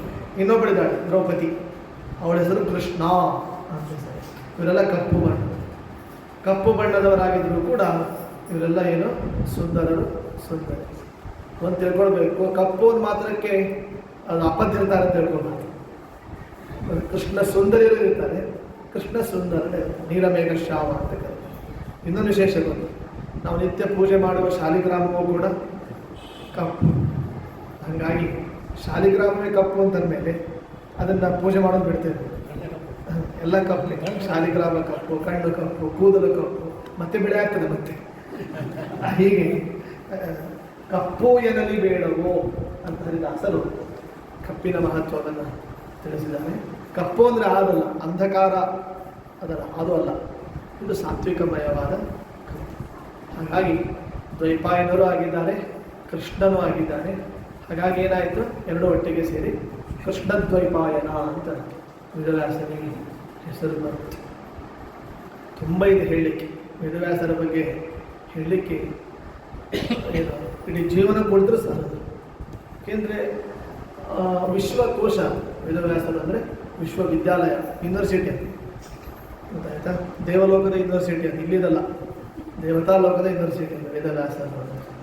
ಹಾಗಾಗಿ ಅಂತ ಮಹಾಭಾರತ ಮತ್ತು 18 ಪುರಾಣಗಳು, ಭಾಗವತ ಮೇನ್. 18 ಪುರಾಣಗಳಲ್ಲಿ ನಂಬರ್ 1 ಯಾವುದಂದರೆ ಭಾಗವತ. ಇದನ್ನೆಲ್ಲ ಉಪದೇಶ ಮಾಡಿದ್ದು ಮೇನ್. ಆಮೇಲೆ ವೇದಾಂತ ನಿರ್ಣಯ ಮಾಡುವ, ವೇದಾರ್ಥ ನಿರ್ಣಾಯಕವಾದ ಸೂತ್ರಗಳು. ಯಾವ ಸೂತ್ರಗಳು? ಬ್ರಹ್ಮಸೂತ್ರಗಳು. ಇದನ್ನೆಲ್ಲ ವೇದವ್ಯಾಸದೇವರು ಕೊಟ್ಟಿದ್ದಾರೆ. ಅದಕ್ಕೆ ಒಂದು ಕಡೆ ಒಬ್ಬ ಕವಿ ಹೇಳ್ತಾನೆ, ಯಾರಾದರೂ ಒಬ್ಬರು ಕವಿತೆ ರಚನೆ ಮಾಡಿದರೆ, ಗ್ರಂಥ ರಚನೆ ಮಾಡಿದರೆ, ವ್ಯಾಸರು ಹೇಳದೇ ಇದ್ದದ್ದು ಯಾವುದೂ ಇಲ್ಲ ಇಲ್ಲ, ಸ್ವಂತದ್ದು ಅಂತ ಹೇಳಲಿಕ್ಕೆ ಸಾಧ್ಯನೇ ಇಲ್ಲ. ಅದು ಯಾರದ್ದು ಉಚ್ಛಿಷ್ಟ? ಅದು ವ್ಯಾಸೋಚ್ಛಿಷ್ಟಂ ಜಗತ್ಸರ್ವಂ. ವ್ಯಾಸರು ಉಚ್ಛಿಷ್ಟವೇ ಆಗಿರ್ತದೆ ಹೊರತು ಹೊಸತ್ತು ಹೇಳ್ತಾರೆ ಅಂತ ಇಲ್ಲ. ನಮಗೆ ಹೊಸದು ಕಂಡಿದ್ರು ಅದು ಆಲ್ರೆಡಿ ಶಾಸ್ತ್ರದೊಳಗೆ ಇದ್ದೇ ಇರ್ತದೆ. ಯಾಕೆಂದರೆ ವೇದವ್ಯಾಸದೇವರು ಅದನ್ನು ನಿರ್ಮಾಣ ಮಾಡಿಬಿಟ್ಟಿರ್ತಾರೆ. ಆದ್ದರಿಂದ ಇಂತಹ ವೇದವ್ಯಾಸದೇವರಿಂದ ರಚಿತವಾದ ಮಹಾಭಾರತದ ಖಿಲಭಾಗ ಎನಿಸಿದ್ದು ಇದು ಯಾವುದು? ಹರಿವಂಶ. ನಾನು ಆಗಲೇ ಹೇಳಿದಂತೆ 100 ಪರ್ವಗಳು ಮಹಾಭಾರತದಲ್ಲಿ, ಕೊನೆಯ 3 ಪರ್ವಗಳು ಸೇರಿಬಿಟ್ಟು ಅದು ಹರಿವಂಶ ಅಂತ ಆಯಿತು. ಹರಿವಂಶ ಶ್ರವಣ ಮಾಡೋದರಿಂದ ತುಂಬ ಪುಣ್ಯ. ಮತ್ತು ವಿಶೇಷ ಅಂದರೆ ಗರುಡ ಪುರಾಣ ಹೇಳ್ತಾರೆ ಹರಿವಂಶದ ಬಗ್ಗೆ. ಗರುಡ ಪುರಾಣ ಅದು ಹೇಳ್ತಾರೆ. ಏನು ಹೇಳ್ತಾರೆ ಗರುಡ ಪುರಾಣ ಅಂದರೆ, ಬಾಲಘಾತಿ ಚ ಪುರುಷೋ ಮೃತವತ್ಸಃ ಪ್ರಜಾಯತೆ, ಶ್ರವಣಂ ಹರಿವಂಶಸ್ಯ ಕರ್ತವ್ಯಂಚ ಯಥಾವಿಧಿ. ಜನ್ಮಾಂತರಗಳಲ್ಲಿ ಬಾಲಕರನ್ನು ಕೊಂದಿದ್ರೆ, ಶಿಶು ಹತ್ಯೆ ಮಾಡಿದರೆ, ಒಂದೊಂದು ಟೈಮ್ ಶಿಶು ಹತ್ಯೆ ಆಗಿಬಿಟ್ಟಿರ್ತಾರೆ, ಬಾಲಕರ ಹತ್ಯೆ ಮಾಡಿರ್ತಾರೆ. ಕೆಲವು ರಾಷ್ಟ್ರಗಳಲ್ಲಿ, ಕೆಲವು ರಾಜ್ಯಗಳಲ್ಲಿ ಈಗಲೂ ಕೂಡ ಶಿಶು ಹತ್ಯೆ ನಡೆದ್ಬಿಟ್ಟು, ಎಷ್ಟು ಕಿಡ್ನಿ ಲಿವರ್ ಎಲ್ಲ ಬೇಕು ಅಂತ ಹೇಳಿ ಏನು ಮಾಡ್ತಾರೆ, ಶಿಶುಗಳನ್ನು ಅಪಹರಣ ಮಾಡಿಬಿಡ್ತಾರೆ. ಬಾಲಘಾತಿ. ಇದಕ್ಕೆ ಸ್ಫೂರ್ತಿ ಯಾರು ಗೊತ್ತೇನೋ? ಕಂಸ. ಬಾಲಹತ್ಯೆಗೆ ಶಿಶು ಹತ್ಯಾಕಾಂಡಕ್ಕೆ ಮೂಲ ಪುರುಷ ಯಾರು ಅಂದರೆ ಕಂಸ. ಅವನೇ ಮೊದಲು ಮಾಡಿದ್ದ. ಇಂಥದ್ದೆಲ್ಲ ಶಿಶು ಹತ್ಯೆ ನಡೆದಿದ್ದರೆ, ಬಾಲ ಹತ್ಯೆ ನಡೆದಿದ್ದರೆ ಅದಕ್ಕೆಲ್ಲ ಪರಿಹಾರ ಬೇಕಲ್ಲ. ದೊಡ್ಡ ಪಾಪ, ಆ ಪಾಪ ನಿವಾರಣೆಗೆ ಒಂದು ಪರಿಹಾರ ಬೇಕಲ್ಲ. ಅದಕ್ಕೆ ಪರಿಹಾರ ಯಾವುದು ಅಂದರೆ ಶ್ರವಣಂ ಹರಿವಂಶಸ್ಯ. ಹರಿವಂಶಸ್ಯ ಶ್ರವಣ. ಬಾಲಘಾತ ಆಗಿದ್ದರೆ ಆ ದೋಷ ನಿವಾರಣೆಗೆ ಏನು ಮಾಡಬೇಕು? ಹರಿವಂಶ ಶ್ರವಣ ಮಾಡಬೇಕು. ಇದು ಒಂದು ಫಲ. ಆಮೇಲೆ ಮಕ್ಕಳೇ ಆಗಿರೋದಿಲ್ಲ ಕೆಲವರು. ಯಾಕಾಗಿರೋದಿಲ್ಲ? ರೀಸನ್ ಬಂತು, ಈಗ ಗೊತ್ತಾಯಿತು. ಮಕ್ಕಳೇ ಆಗಿರೋದಿಲ್ಲ ಕೆಲವರಿಗೆ. ಯಾಕಾಗಿರೋದಿಲ್ಲ ಅಂದರೆ ಜನ್ಮಾಂತರದಲ್ಲಿ ಬಾಲಘಾತಿ, ಜನ್ಮಾಂತರದಲ್ಲಿ ಬಾಲಘಾತ ಆಗಿರ್ತದೆ ಎಲ್ಲೋ ಒಂದು ಕಡೆ. ಹಾಗಾಗಿ ಈ ಜನ್ಮದಲ್ಲಿ ಮಕ್ಕಳೇ ಆಗೋದಿಲ್ಲ ಅಂತ ಡಾಕ್ಟರ್ ಹೇಳಿಬಿಟ್ಟಿರ್ತಾರೆ. ಮೆಡಿಕಲ್ಲಿ ಪ್ರೂವ್ ಆಗಿಬಿಟ್ಟಿರ್ತದೆ ಮಕ್ಕಳಾಗೋದಿಲ್ಲ ಅಂತೇಳಿ. ಅಂದರೆ ವ್ಯಾಸರು ಹೇಳ್ತಾರೆ ಆಗ್ತದೆ ಅಂತ ಹೇಳ್ತಾರೆ. ವೈದ್ಯಕೀಯ ಶಾಸ್ತ್ರದಲ್ಲಿ ಅದು ಮಕ್ಕಳಾಗೋದಿಲ್ಲ ಅಂತ ಡಾಕ್ಟರ್ಸ್ ಹೇಳಿದರೆ, ವೈದ್ಯಕೀಯ ದೃಷ್ಟಿಯಿಂದ ಹೇಳಿದರೆ ವೇದವ್ಯಾಸರು ಹೇಳ್ತಾರೆ ಆಗ್ತದೆ. ಹೇಗಾಗ್ತದೆ? ಅದು ಹೇಗೆ ಸಾಧ್ಯ ಅಂದರೆ ಹರಿವಂಶಸ್ಯ ಶ್ರವಣಂ. ಹರಿವಂಶವನ್ನು ಶ್ರವಣ ಮಾಡಿಬಿಟ್ರೆ ಮಕ್ಕಳಾಗದೇ ಇದ್ದವರಿಗೂ ಕೂಡ ಮಕ್ಕಳಾಗಿ. ಒಬ್ಬರು ಬಂದರು, ನಾನು 25 ವರ್ಷದಿಂದ ಹರಿವಂಶ ಕೇಳ್ತಾನೆ ಇದ್ದೇನೆ, ಋಷಿ ಪಂಚಮಿ ಮುಗಿದೋಯ್ತು, ಮಕ್ಕಳು ಇನ್ನೂವರೆಗೂ ಮಕ್ಕಳಾಗಿಲ್ಲ, ಮತ್ತು ಹೇಗೆ ನಮ್ಮದು ಗತಿ ಏನು ಅಂತ ನಾನು ಹೇಳಿದೆ. ನಿಮ್ಮ ಮಕ್ಕಳಾಗಿದೆ ಅಂತ ಹೇಳಿ. ಅರೆ ಮಕ್ಕಳೆಲ್ಲ ಆಯಿತು, ಮಕ್ಕಳಾಗೇ ಇಲ್ಲ ನನಗೆ. ನಾನು ಹೇಳಿದೆ ಈಗ ಋಷಿ ಪಂಚಮಿ ಉದ್ಯಾಪನೆ ಆಯಿತು ಅಂತ ಹೇಳಿದೆ, ಮತ್ತು ಮಕ್ಕಳೆಲ್ಲ ಆಯಿತು, ಆಗಿಲ್ಲ ಅಂತ ಕೇಳಿದರೆ ನಿಮ್ಮ ಮಕ್ಕಳಾಯಿತು ಅಂತ ಹೇಳಿ. ಹೇಗಾಯಿತು? ವ್ಯಾಸರು ಹೇಳಿದ್ದಾರೆ ಹರಿವಂಶಸ್ಯ ಶ್ರವಣ. ನೀವೇನು 25 ವರ್ಷದಿಂದ ಹರಿವಂಶ ಶ್ರವಣ ಮಾಡ್ತಾ ಬಂದಿದ್ದೀರಿ, ಆ ಶ್ರವಣದಿಂದ ನಿಮಗೇನು ಜ್ಞಾನ ಬಂದಿದೆ, ಆ ಜ್ಞಾನವೇ ನಿಮ್ಮ ಮಗು. ವೇದವ್ಯಾಸರು ಆ ಜ್ಞಾನ ಏನು ಬಂದಿದೆ, ಜ್ಞಾನ ಅಪತ್ಯಂ. ಆ ಜ್ಞಾನ ಏನಿದೆ ಅದು ಅಪತ್ಯ ಆದ್ದರಿಂದ ಅದೇ ನಿಮ್ಮ ಮಗು. ಈ ಮಕ್ಕಳು ಉದ್ಧಾರ ಮಾಡ್ತಾರೆಲ್ಲೋ ಗೊತ್ತಿಲ್ಲ. ಅವರು USA ಹೋಗ್ಬಿಡ್ತಾರೆ, ಸ್ಟೇಟ್ಸ್ಗೆ ಹೋಗ್ಬಿಡ್ತಾರೆ, ಮತ್ತು ಆಮೇಲೆ ಕೊನೆ ಮೂಮೆಂಟಿಗೆ ಅವ್ರು ಇರ್ತಾರಲ್ಲ ಯಾರಿಗೆ ಗೊತ್ತು ಅಲ್ವಾ? ಅಪ್ಪ ಅಮ್ಮ ಹುಬ್ಳಿಲಿರ್ತಾರೆ, ಮಕ್ಕಳು ಮೊಮ್ಮಕ್ಕಳೆಲ್ಲ ಅಲ್ಲಿರ್ತಾರೆ. ಮತ್ತು ಕೊನೆಗಾಲದಲ್ಲಿ ಯಾರು ಮಕ್ಕಳು ಯಾಕೆ ಕೊನೆಗಾಲದಲ್ಲಿ ಇರಬೇಕು, ಅಂತಿಮ ಕಾಲದಲ್ಲಿ ಇರಬೇಕು? ವಿಶೇಷ ಗೊತ್ತಾ? ರಾಜ ದಶರಥನಿಗೆ ಶ್ರೀರಾಮನೇ ಇರಲಿಲ್ಲ ಕೊನೆಗಾಲಕ್ಕೆ, ಗೊತ್ತಾಯ್ತು? ರಾಜ ದಶರಥನ ಮೃತ್ಯು ಸಮಯದಲ್ಲಿ, ಅವನ ಅಂತಿಮ ಸಮಯದಲ್ಲಿ ರಾಮ ಲಕ್ಷ್ಮಣರು ದಂಡಕಾರಣ್ಯದಲ್ಲಿದ್ದಾರೆ, ವನಕ್ಕೆ ಫಾರೆಸ್ಟಿಗೆ ವನಕ್ಕೆ ಹೋಗ್ಬಿಟ್ಟಿದ್ದಾರೆ. ಭರತ ಶತ್ರುಘ್ನರು 4 ಮಕ್ಕಳು, ಪುಣ್ಯಾತ್ಮನಿಗೆ 4 ಮಕ್ಕಳು, 4 ಗಂಡು ಮಕ್ಕಳು. ರಾಮ ಲಕ್ಷ್ಮಣರು ವನಕ್ಕೆ ಹೋಗಿದ್ದಾರೆ. ಭರತ ಶತ್ರುಘ್ನರು ತಮ್ಮ ಸೋದರ ಮಾವನಿಗೆ, ತಮ್ಮ ಕೈ ದೇಶಕ್ಕೆ ಅವರೇ ಹೋಗ್ಬಿಟ್ಟಿದ್ದಾರೆ. ಇದ್ದವರು ಯಾರಲ್ಲಿ? ಅವರೇ 3 ಮಂದಿ ಹೆಂಡತಿಯರು. ಅಷ್ಟು ಮುಗಿದಾಯಿತು. ಸಾಕ್ಷಾತ್ ವಿಷ್ಣುವೇ, ನಾರಾಯಣನೇ ರಾಮನಾಗಿ ಮಗನಾಗಿ ರಾಜ ದಶರಥನಿಗೆ ಬಂದರೆ ಏನಾಯ್ತಲ್ಲಿ? ಅವನೇ ಇಲ್ಲ, ಮಗನೇ ಇಲ್ಲ, ರಾಮನೇ ಇಲ್ಲ. ರಾಜ ದಶರಥನ ಅಂತಿಮ ಕಾಲದಲ್ಲಿ ದೇವರೇ ಮಗನಾಗಿ ಬಂದರೂ ಅವನಿಲ್ಲ ಅಂತಂದರೆ ನಮ್ಮ ಹಣೆ ಬರ ತಿಳ್ಕೊಳ್ಳಿ. ಸಾಕ್ಷಾತ್ ದೇವರೇ ರಾಮನೇ ಮಗನಾಗಿ ಬಂದಾಗ ಅವನೇ ಅಲ್ಲಿ ಅಂತಿಮ ಸಮಯದಲ್ಲಿ ಇಲ್ಲ ಅಂತ ರಾಮಾಯಣ ಹೇಳ್ತಾರೆ. ನಿಮ್ಮ ಕಾಲದಲ್ಲಿ ಯಾರಿರ್ತಾರೆ? ಅದಕ್ಕೆ ರಾಮ ತೋರಿಸಿಕೊಡ್ತಾನೆ, ಮಕ್ಕಳು ಇರೋದು ಮುಖ್ಯ ಅಲ್ಲ, ನಿಮ್ಮ ಮಗುವಾಗಿರುವಂತಹ ಜ್ಞಾನ ನಿಮ್ಮ ಜೊತೆಗಿರೋದು ಮುಖ್ಯ ಅಂತ. ಜ್ಞಾನ ರೂಪದಲ್ಲಿ, ಆ ಮಗುವಿನ ರೂಪದಲ್ಲಿ, ಶಿಶು ರೂಪದಲ್ಲಿ, ಶಿಶು ಹೇಗೆ ಅದು ಮುಗ್ಧವಾಗಿರುತ್ತದೆ, ಅದೆಲ್ಲರಿಗೂ ಆಪ್ಯಾಯತೆ ಇರುತ್ತದೆ, ಎಲ್ಲರಿಗೂ ಚುಂಬಕವಾಗಿರುತ್ತದೆ, ಎಲ್ಲರಿಗೂ ಪ್ರೀತಿ ಬರುವಂತೆ ಹೇಗೆ ಶಿಶು ಇರುತ್ತದೆ, ಅದರಂತೆ ಜ್ಞಾನವೂ ಕೂಡ ಪ್ರೀತಿ ಬರುವಂತೆ. ಈ ಶಿಶು ಏನು ಮಾಡ್ತದೆ? ತನ್ನ ಪುಟ್ಟ ಹೆಜ್ಜೆಗಳನ್ನು ಹಾಕಿ ಖುಷಿ ಕೊಡುತ್ತದೆ. ಹಾಗೆ ಜ್ಞಾನವೂ ಕೂಡ ಪುಟ್ಟ ಪದಗಳನ್ನು ನಮಗೆ ತೋರಿಸಿ, ಅರ್ಥಗಳನ್ನು ತೋರಿಸಿ ನಮಗೇನು ಮಾಡ್ತದೆ? ಅರ್ಥ ಪ್ರಕಾಶವನ್ನು ಕೊಡ್ತದೆ. ಆದ್ದರಿಂದ ಆ ಶಿಶುವಿಗಿಂತಲೂ ಕೂಡ, ಆ ಮಗುವಿಗಿಂತಲೂ ಕೂಡ ಈ ಜ್ಞಾನ ಎಂಬ ಮಗು ಏನು ಶ್ರೇಷ್ಠ. ಆದ್ದರಿಂದ ನಿಮಗೆ 25 ವರ್ಷದಿಂದ ಹರಿವಂಶ ಕೇಳಿದ್ದರಿಂದ ನಿಮಗೆ ಮಗು ಆಗಿಬಿಟ್ಟಿದೆ. ಆದ್ದರಿಂದ ನಿಮಗೆ ವೈಕುಂಠದಲ್ಲಿ ರಿಸರ್ವೇಷನ್ ಆಗಿದೆ ಅಂತ ಹೇಳಿ. ಹಾಗಾಗಿ ಮಕ್ಕಳಾಗದೇ ಇದ್ದವರು, ಅಕಸ್ಮಾತ್ ಮಕ್ಕಳಾದರೆ ಓಕೆ, ಸಂತೋಷ. ಅಕಸ್ಮಾತ್ ಮಕ್ಕಳಾಗಿಲ್ಲ, ಜನ್ಮಾಂತರ ದೋಷ ಇದ್ದು, ತುಂಬ ಪ್ರಬಲವಾದ ದೋಷ ಇದ್ದು, ಪ್ರಾರಬ್ಧ ಬಹಳ ಡೇಂಜರ್. ಅದು ಕೆಲವು ಕರ್ಮಗಳನ್ನು ನಿವಾರಣೆ ಮಾಡಲಿಕ್ಕೆ ಆಗ್ತದೆ. ಪ್ರಾರಬ್ಧ ಕರ್ಮ ತುಂಬ ಡೇಂಜರ್ ಇರ್ತದೆ, ಅದು ಸ್ವಲ್ಪ ಕಷ್ಟ ಆಗ್ತದೆ ನಿವಾರಣೆ ಮಾಡೋದು. ವಿಜಯದಾಸರಂಥವರೇ ನಿವಾರಣೆ ಮಾಡ್ಕೊಂಡಿಲ್ಲ, ಅನುಭವಿಸ್ಬೇಕಾಗ್ತದೆ. ಹಾಗಿರುವಾಗ ಅಂತಹ ಸಮಯದಲ್ಲಿ ನಮಗೆ ಹೆಲ್ಪ್ ಆಗೋದು, ನಮಗೆ ಹೆಲ್ಪರ್ ಯಾರು ಅಂದರೆ ನಾನೇ. ಅದರಿಂದ ಜ್ಞಾನ ಅನ್ನೋದೊಂದಿದ್ದರೆ, ತತ್ವಜ್ಞಾನ ಅನ್ನೋದೊಂದಿದ್ದರೆ, ಅದಕ್ಕಿಂತ ಇನ್ನೊಂದು ಉದ್ಧಾರಕ ಸುತ ಮತ್ತೊಬ್ಬ ಇಲ್ಲ. ಪುತ್ರ ಶಬ್ದದ ಅರ್ಥ ಹೇಳಿ. ಪುತ್ರ ಶಬ್ದದ ಅರ್ಥ ಏನು? ಪುನ್ನಾಮಗತರಕ ತ್ರಾಯತೆ ಇತಿ ಪುತ್ರ. ನರಕದಿಂದ ಬಿಡುಗಡೆಗೊಳಿಸುವವನು, ನರಕ ಬಂಧನಗಳಿಂದ ಮೋಚನ ಮಾಡುವವನನ್ನು ಪುತ್ರ ಅಂತ ಕರೀತಾರೆ. ಈ ಮಕ್ಕಳು ಏನು ಮಾಡ್ತಾರೆ ಯಾರಿಗೂ ನರಕಕ್ಕೆ ಹಾಕಿಬಿಟ್ರೆ, ಈಗಿನ ಮಕ್ಕಳು ಕ್ಲಬ್ ಅಲ್ಲಿ ಇಲ್ಲಿ ಅಡ್ಡಾಡಿಬಿಟ್ಟು ಸುರಾಪಾನಾದಿಗಳನ್ನೆಲ್ಲ ಮಾಡಿ ಹತ್ಯಾದಿಗಳನ್ನು ಮಾಡಿ ಅಪ್ಪ ಅಮ್ಮ ನರಕಕ್ಕೆ ಹಾಕಿಬಿಟ್ಟ ಮಕ್ಕಳು ಬಂದುಬಿಟ್ರೆ, ಅದಕ್ಕಿಂತ ಇದು ಪುತ್ರ ಒಳ್ಳೆಯದಲ್ಲ. ಯಾವುದು ನರಕದಿಂದ ಪಾರು ಮಾಡುವ ಜ್ಞಾನ ಅಂತನ್ನೋದು ಅದು ಶ್ರೇಷ್ಠ ಪುತ್ರ, ಅದು ದೊಡ್ಡ ಸುತ ಅಂತ ಹೀಗೆ ಹೇಳ್ತಾರೆ. ಆದ್ದರಿಂದ ಹರಿವಂಶ ಶ್ರವಣ ಒಂದರ್ಥದಲ್ಲಿ ಬಾಲಘಾತವನ್ನು ಪರಿಹಾರ ಮಾಡ್ತದೆ, ಆಮೇಲೆ ಪುತ್ರ ಪ್ರಾಪ್ತಿಯೂ ಕೂಡ ಆಗ್ತದೆ, ಮಂಗಳವಾಗ್ತದೆ. ಮತ್ತು ಏನು ಬೇಕೋ ಜೀವನದಲ್ಲಿ ನಮಗೇನು ಬೇಕೋ ಅಭಿಷ್ಟಗಳು ಅದೆಲ್ಲ ಕೂಡ ಸಿದ್ಧ ಆಗ್ತದೆ.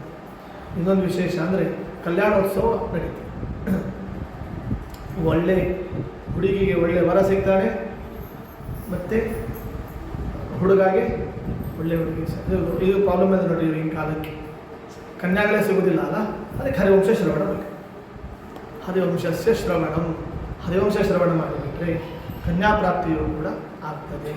ನೋಡಿ ಇಷ್ಟೆಲ್ಲ ಏನಿವೆ ಬೆನಿಫಿಟ್ ಪ್ರಯೋಜನ. ಅದರಿಂದ ಹರಿವಂಶ ಶ್ರವಣ ಮಾಡೋದರಿಂದ ಇಷ್ಟೆಲ್ಲ ಪ್ರಯೋಜನಗಳಿರೋದ್ರಿಂದ, ಮತ್ತು ಮುಖ್ಯವಾಗಿ ದೇವರ ಅನುಗ್ರಹ, ಕೃಷ್ಣನ ಅನುಗ್ರಹ. ಮಹಾಭಾರತ ಭಾಗವತ ಹೇಗೆ ಕೃಷ್ಣನ ಪ್ರತಿರೂಪ ಅಂತ ಎನಿಸಿದೆ, ಹಾಗೆ ಇದು ಕೂಡ ಹರಿವಂಶವೂ ಕೂಡ ಏನು ಕೃಷ್ಣನ ಪ್ರತಿರೂಪ ಅಂತ ನಾವು ಹರಿವಂಶದ ಬಗ್ಗೆ ಇಷ್ಟು ತಿಳಿದುಕೊಂಡು, ಇದಕ್ಕೆ ಇದರದೇ ಆದ ಒಂದು ವಿಧಿವಿಧಾನಗಳಿವೆ, ಅದರದೇ ಆದ ಒಂದು ಪದ್ಧತಿಗಳಿವೆ, ಸಂಪ್ರದಾಯ, ಹೇಗೆ ಕೇಳಬೇಕು, ಹೇಗೆ ಶ್ರವಣ ಮಾಡಬೇಕು, ವಿಧಿ ಇದೆ. ಅದಕ್ಕೆ ಸುಮ್ಮನೆ ಹಾಗೆ ಬಂದು ಕೇಳಿ ಹೇಳಿ ಮತ್ತು ಒಂದು ವಾರ ಆದಮೇಲೆ ಮಂಗಳ ಆಯಿತು ಮುಗೀತು ಅಂತ ಹಾಗೆಲ್ಲ ಇರೋದಿಲ್ಲ.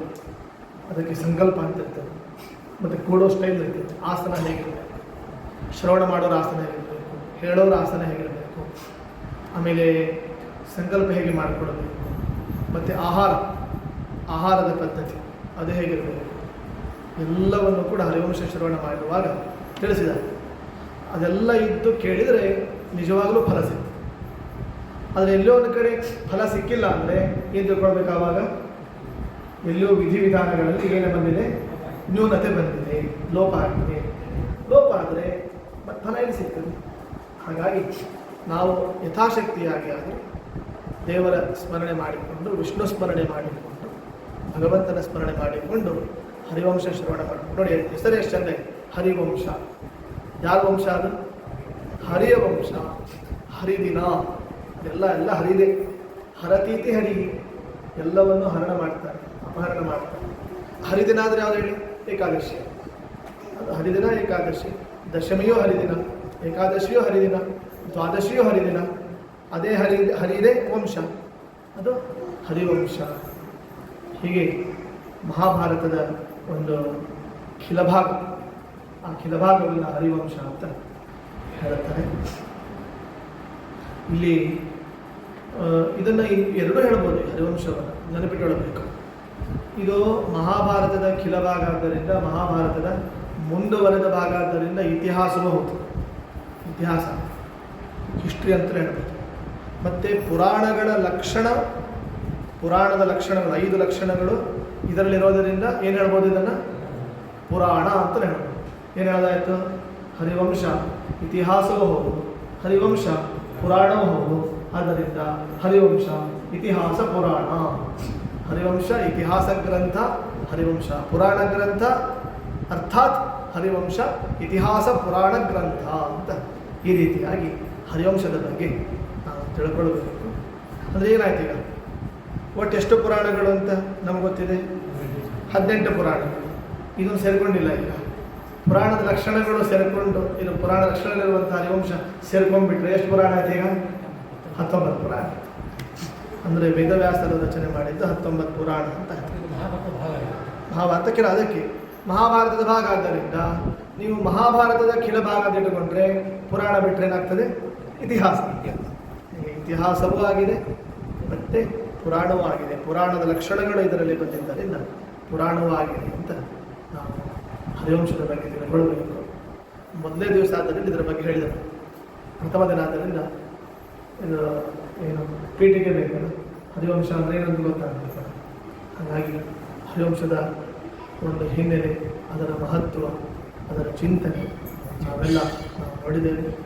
ಇಷ್ಟೆಲ್ಲ ವಿಷಯಗಳು ವೇದವ್ಯಾಸದೇವರಿಂದ ಅನುಗ್ರಹದಿಂದ ನಮಗೆ ಗೊತ್ತಾಗಿದೆ. ನಾವು ಪ್ರತಿ ತಿಂಗಳು ಇಲ್ಲಿ ಜ್ಞಾನ ಇದ್ದ 1 ವಾರ ಅಥವಾ 5 ದಿನ ನಡೆಸಬೇಕು ಅಂತ ನಮ್ಮ ವೇದಪೀಠದ ವತಿಯಿಂದ ಮತ್ತು ವಿಜಯಾಂಜನೇಯ ವೇದ ಸಂಸ್ಕೃತ ವಿದ್ಯಾಲಯದ ವತಿಯಿಂದ ಇದು ಆಯೋಜನೆ ಮಾಡಬೇಕು ಅಂತ ಸಂಕಲ್ಪವಾಗಿತ್ತು. ಇದು ಯಾವಾಗ ಆರಂಭ ಆಯಿತು ಅಂದರೆ, ಇದು ನಮ್ಮ ಶ್ರೀರಾಮ ಬಾಲರಾಮ ಪ್ರತಿಷ್ಠಾ ಸಮಯ ಜನವರಿ 22 ಅಲ್ವಾ, ಜನವರಿ 22ನೇ ತಾರೀಕು ಆ ಸಮಯದಲ್ಲಿ ಇದು ಆರಂಭ ಆಯಿತು. ಆವಾಗ ಪ್ರತಿ ತಿಂಗಳು ಇಲ್ಲಿ ನಡೆಯಬೇಕು, ಪ್ರಾಣದೇವರ ಸನ್ನಿಧಾನದಲ್ಲಿ ನಡೀಬೇಕು ಅಂತ ಒಂದು ಸಂಕಲ್ಪ ಆಯಿತು. ಬಾಲರಾಮ ಕುಳಿತ ಮತ್ತು ಅವನು ಬಾಲ ಆದ್ದರಿಂದ ಅವನು ಸಂಚಾರ ಮಾಡಿದ್ದೇ ಮಾಡಿ ತುಂಟಾಟ ಶುರು ಆಯಿತು. ಅರ್ಥಾತ್ ಬಾಲ ಆದ್ದರಿಂದ ಹಾಡೋದೇ ಹಾಡೋದು. ಜನವರಿ 1 ವಾರ ಏನಾಯಿತು, ಆಮೇಲೆ ಫೆಬ್ರವರಿ, ಮಾರ್ಚ್, ಏಪ್ರಿಲ್, ಮೇ ಒಳಗೆ 3 ತಿಂಗಳು ಗ್ಯಾಪ್. ಪ್ರತಿ ತಿಂಗಳಾಗಬೇಕು ಅಂತಂದ್ರೆ 3 ತಿಂಗಳ ಗ್ಯಾಪ್ ಆಗಿ ಮತ್ತೆ ಶುರು ಆಯಿತು. ಪ್ರತಿ ತಿಂಗಳು ಆಗಬೇಕು ಅಂತ ಇದೆ, ನಮ್ಮದು ಇಚ್ಛೆ ಇದೆ. ದೇವರ ಸಂಕಲ್ಪ ಮಾಡಿದರೆ ಆಗ್ತದೆ.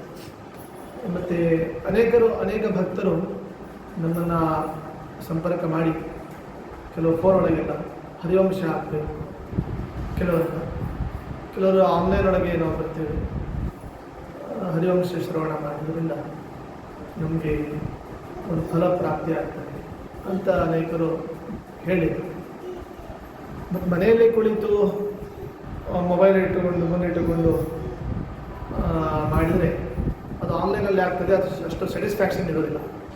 ಅದಕ್ಕೆ ಆಫ್ಲೈನಲ್ಲಿ ಕುಳಿತು, ಆನ್ಲೈನ್ ಇಟ್ಟುಕೊಂಡು ಆಫ್ಲೈನಲ್ಲಿ ಕುಳಿತು ಒಂದು 4 ನೀವೆಲ್ಲ ಅನೇಕ ಭಕ್ತರು ಬಂದಾಗ ಅದರದೊಂದು ಸ್ವಾದಿಷ್ಟ ಇರ್ತದೆ, ದೇವರ ಅನುಗ್ರಹ ಮಾಡ್ತಾರೆ. ಮತ್ತು ಪ್ರಾಣದೇವರ ಸನ್ನಿಧಾನದಲ್ಲಿ ಅದು ನಡೆದರೆ ಇಷ್ಟೆಲ್ಲ ಭಕ್ತರ ಒಂದು ಸಮಾಗಮ ಆದಾಗ ಅಲ್ಲಿ ಹರಿವಂಶ ಪ್ರವಚನ ನಡೆದರೆ ಅಲ್ಲಿ ಒಂದು ಕಡೆ ಸಾರ್ಥಕ ಆಗ್ತದೆ ಅನ್ನೋ ದೃಷ್ಟಿಯಿಂದ. ಮತ್ತು ಪ್ರತಿ ತಿಂಗಳು ನಡೆಯಬೇಕು ಅನ್ನುವ ಏನೋ ಒಂದು ಸಂಕಲ್ಪ ಇದೆ, ಅದು ಕೂಡ ಪೂರ್ಣ ಆಗ್ತದೆ ಅನ್ನೋ ದೃಷ್ಟಿಯಿಂದ ಹರಿವಂಶ ಪ್ರವಚನ ಅದು ಶುರು ಮಾಡಿ 1 ವಾರ ಇದೆ. ಇವತ್ತೊಂದು ದಿವಸ ಮುಗಿಯಿತು, ಇನ್ನು 6 ದಿನ ಉಳಿತು. ನಾನು ಹರಿವಂಶದ ಬಗ್ಗೆ ಕೆಲವು ಮಹತ್ವ ವಿಷಯಗಳನ್ನು ನಾವು ತಿಳ್ಕೊಳ್ಳೋಣ. ಒಳ್ಳೊಳ್ಳೆ ವಿಷಯಗಳಿವೆ. ಮಹಾಭಾರತದಲ್ಲಿ ಬರದೇ ಇರುವ ವಿಷಯಗಳು ಹರಿವಂಶದ, ಕೆಲವು ವಿಷಯಗಳು ಮಹಾಭಾರತದಲ್ಲಿ ಬರುವುದಿಲ್ಲ. ಅದಕ್ಕೆ ವೇದವ್ಯಾಸದವರು ಏನು ಮಾಡಿದ್ದಾರೆ, ಮಹಾಭಾರತದಲ್ಲಿ ಬರದೇ ಇರುವ ಕೆಲವು ವಿಷಯಗಳನ್ನು ಹರಿವಂಶದಲ್ಲೆಲ್ಲ ಉಲ್ಲೇಖ ಮಾಡಿದ್ದಾರೆ. ಅದನ್ನು ನಾವು ಮುಂದಿನ ದಿನಗಳಲ್ಲಿ ನಾವು ಚಿಂತನೆ ಮಾಡೋಣ. ಇವತ್ತಿಷ್ಟು ವಿಷಯ ತಿಳ್ಕೊಳ್ಳೋಣ. ಇನ್ನು ಹರಿವಂಶದ ಬಗ್ಗೆ ಗೊತ್ತಾಯಿತು. ಈ ನಾವು ಮನ್ವಂತರಗಳು ಅಂತ ನಾವು ಹೇಳ್ತೀವಿ, ಹರಿವಂಶ ಹೇಳ್ತೀವಿ ಮನ್ವಂತರಗಳು. ಯಾಕೆಂದರೆ ಕಾಲದ ಬಗ್ಗೆ ತಿಳ್ಕೊಳ್ಳೋದು ಅವಶ್ಯ. ಯಾಕೆಂದರೆ ಕಾಲದ ಬಗ್ಗೆ ತಿಳ್ಕೊಳ್ಳಿಲ್ಲ ಅಂದರೆ ಕಾಲ ಕಾಲ್ ಮಾಡ್ತಾನೆ ಯಾವಾಗ ಬರಬೇಕು ಅಂತೇಳಿ. ಕಾಲದ ಬಗ್ಗೆ ತಿಳ್ಕೊಳ್ಬೇಕು. ಮನ್ವಂತರವೂ ಕೂಡ ಕಾಲದ ಪರಿಧಿಯಲ್ಲಿ ಸೇರಿಕೊಂಡಿರ್ತಾರೆ. ನಾವು ಸಂಧ್ಯಾವಂದನ ಮಾಡುವಾಗ ಯಾವ ಮನ್ವಂತರ ಅಂತ ಹೇಳ್ತೇವೆ? ಈಗ ವೈವಸ್ವತ ಮನ್ವಂತರೇ ಅಲ್ವಾ, ವಯೋಸ್ವತ ಮನ್ವಂತರೇ ಅಂತ ನಾವು ಉಚ್ಚಾರ ಮಾಡ್ತೇವೆ. ಎಷ್ಟು ಮನ್ವಂತರಗಳು ಅಂತ ಹೇಳುವಾಗ ಒಟ್ಟೆಷ್ಟು ಮನ್ವಂತರಗಳು? 14 ಮನ್ವಂತರಗಳು. ಈಗ ಎಷ್ಟನೇ ಮನ್ವಂತರ ಇದು? ವೈವಸ್ವತ ಮನ್ವಂತರ. ಎಷ್ಟನೇ ಮನ್ವಂತರ? ವೈವಸ್ವತ ಮನ್ವಂತರ ಅಂದರೆ ಇದು 8ನೇ ಮನ್ವಂತರ, ವೈವಸ್ವತ ಮನ್ವಂತರ. ಗೊತ್ತಾಯ್ತಾ? ಆ ಮನ್ವಂತರಗಳ ಹೆಸರು ಹೇಳ್ತೇನೆ, ನೆನಪಿಟ್ಟು. ಆ ಮನ್ವಂತರಗಳು 14 ಮನ್ವಂತರಗಳಲ್ಲ. 14 ಮನ್ವಂತರಗಳು ಯಾವುವು? ಅವನ ಹೆಸರೇನು ಅಂದರೆ, ಒಂದು ಮೇನ್ ಪ್ರಥಮ ಸ್ವಯಂಭವ ಮನ್ವಂತರ, ಎರಡನೇದ್ದು ಸ್ವಾರೋಚಿಷ ಮನ್ವಂತರ, ಮೂರನೇದ್ದು ಉತ್ತಮ ಮನ್ವಂತರ, ನಾಲ್ಕನೇದ್ದು ತಾಪಸ ಮನ್ವಂತರ, 5ನೇದ್ದು ರೈವತ ಮನ್ವಂತರ, 6ನೇದ್ದು ಚಾಕ್ಷುಷ ಮನ್ವಂತರ, 7ನೇದ್ದು ಈಗ ನೋಡಿ 7ನೇದ್ದು ವೈವಸ್ವತ ಮನ್ವಂತರ, ಇದಕ್ಕೆ ಸರಿಯಾಗಿ ತಿಳ್ಕೊಳ್ಬೇಕು. ಎರಡನೇದ್ದು ಈಗ ಪ್ರೆಸೆಂಟ್ ನಮ್ಮ ಮನ್ವಂತರಕ್ಕೆ ಅಧಿಪತಿ ಯಾರು ಅಂದರೆ ವೈವಸ್ವತ, ಅವನೇ ಸರ್ಕಾರ. ಈ ಸರ್ಕಾರಗಳೆಲ್ಲ ಬಿದ್ದು ಹೋದರೂ ಅವನೊಬ್ಬ ಮಾತ್ರ ಇದ್ದೇ ಇರ್ತಾರೆ. ಜೂನ್ 4 ಭಾಳ ಕ್ಯೂರಿಯಾಸಿಟಿ. ಹಾಗಾಗಿ ವೈವಸ್ವತ ಮನುವಿನ ಅನುಗ್ರಹದಿಂದ, ಪ್ರಾಣದ ಅನುಗ್ರಹದಿಂದ, ವೇದವ್ಯಾಸರ ಅನುಗ್ರಹದಿಂದ ಮತ್ತೆ ಕಮಲ ಪುಷ್ಪ ಸರಳಿ ಹರಿಪಾದಕ್ಕೆ ಸಮರ್ಪಿತವಾಗಿ ಇಷ್ಟದವರೆಗೆ ಜೈ ಶ್ರೀರಾಮ ಅಂತ ಆಯಿತು. ಮುಂದೆ ಮಥುರಾ ಜೈ ಶ್ರೀಕೃಷ್ಣ, ಆ ರೀತಿ ಒಂದು ಕ್ರಾಂತಿ ಆಯಿತು ಅಂತ ಪ್ರಾರ್ಥನೆ. ಹರಿವಂಶದ ಪ್ರವಚನ ಸಂದರ್ಭದಲ್ಲಿ ಮತ್ತೆ ಕಮಲ ಪುಷ್ಪವೇ ಹರಿಪಾದಕ್ಕೆ ಸಮರ್ಪಿತವಾಗಲಿ. ಜೂನ್ 4ಕ್ಕೆ 400 ಅಷ್ಟು 400 ಪುಷ್ಪಗಳು, ಕಮಲ ಪುಷ್ಪಗಳು ಹರಿಪಾದಕ್ಕೆ ಸಮರ್ಪಿತವಾಗಲಿ ಅಂತ. ಯಾಕಂದರೆ ದೇವರು ಕಮಲಾಯತಾಕ್ಷ ಅಲ್ಲ, ಕಮಲಾಕ್ಷ. ಕಮಲಾಕ್ಷನಿಗೇನು ಅರ್ಪಣೆ ಆಗಬೇಕು? ಕಮಲನೇ ಅರ್ಪಣೆ. ಹೀಗೆ ಚಿಂತನೆ ಮಾಡಿ 7ನೇ ಮನ್ವಂತರ ವೈವಸ್ವತ ಮನ್ವಂತರ, 8ನೇದ್ದು ಸಾವರ್ಣಿ ಮನ್ವಂತರ, 9ನೇದ್ದು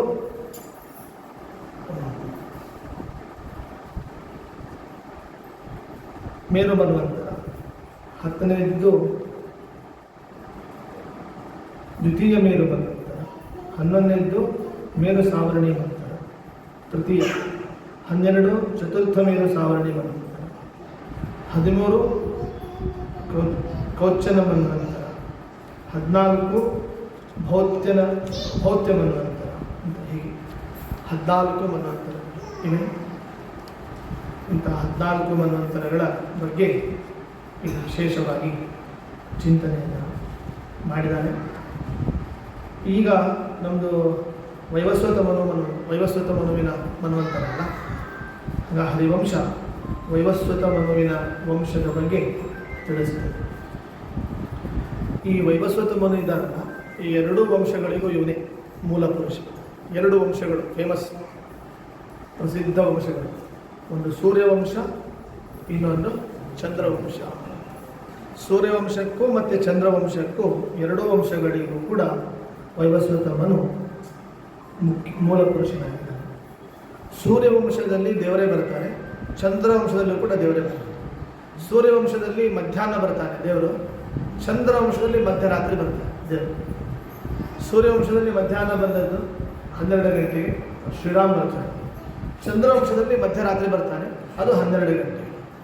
ಶ್ರೀರಾಮ್ ಬಂದಾಗ ಕೋಸಂಬರಿ ಬರ್ತದೆ, ಪಾನಕ ಬರ್ತದೆ, ಎಲ್ಲ ಬರ್ತದೆ. ಕೃಷ್ಣ ಬಂದಾಗ ಉಪವಾಸ, ಎಲ್ಲ ಚಕ್ಕುಲಿ ಉಂಡೆ ಎಲ್ಲ ತಯಾರು ಮಾಡಿ ವೇಟ್ ಮಾಡೋದು, 12ರವರೆಗೆ ಅರ್ಘ್ಯ ಕೊಡೋದು, ನೈವೇದ್ಯ ಮಾಡಿ ತೀರ್ಥ ತಗೊಂಡು ಉಪವಾಸ ಬರೋದು. ತಿನ್ನೋದು ಭೋಜನ ಮಾಡಿ ಪ್ರಸಾದ ತಗೊಂಡು ತಗೊಳ್ತಾರೆ. ಆದರೆ ಆ್ಯಕ್ಚುಲಿ ಶಾಸ್ತ್ರಗಳು ಹೇಳುವ ಹಾಗೆ ಕೃಷ್ಣ ಅಷ್ಟಮಿ ಬರುವಾಗ ಅವತ್ತೇನು ಮಾಡಬೇಕು? ಉಪವಾಸ ಮಾಡಬೇಕು ಅಂತ ಹೇಳ್ತಾರೆ. ಬಟ್ ಇಷ್ಟು ಅರ್ಥ. ಸೂರ್ಯವಂಶದಲ್ಲಿ ರಾಮ, ಚಂದ್ರವಂಶದಲ್ಲಿ ಕೃಷ್ಣ. ಒಬ್ಬ AM, ಇನ್ನೊಬ್ಬ PM. ಹೀಗೆ ಇವೆರಡನ್ನು ನಿರ್ಮಾಣ ಮಾಡಿದ್ದೆ ರಾಮಕೃಷ್ಣ. ಒಬ್ಬ ಸಾಫ್ಟ್ವೇರ್, ಒಬ್ಬ ಹಾರ್ಡ್ವೇರ್.